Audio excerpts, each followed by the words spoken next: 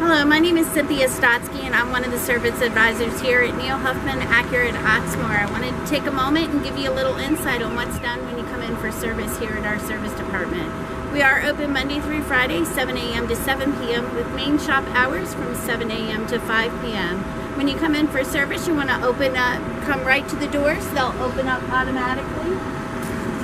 You're going to pull your vehicle right on in and pull as far forward as you possibly can. You're going to step out of your vehicle and one of the service advisors will either meet you at the vehicle or you're going to come right on in where we'll complete going over your appointment and what's needed to be done. If you want to come on in. After you're done pulling your vehicle in, you're going to come on inside where we'll go over your recommendations and what needs to be done based on the maintenance finder of your vehicle, the mileage.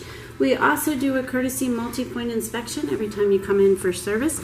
Green is good, yellow is cautionary, red is immediate attention. That is complimentary, and we'll do that every time you come in for service.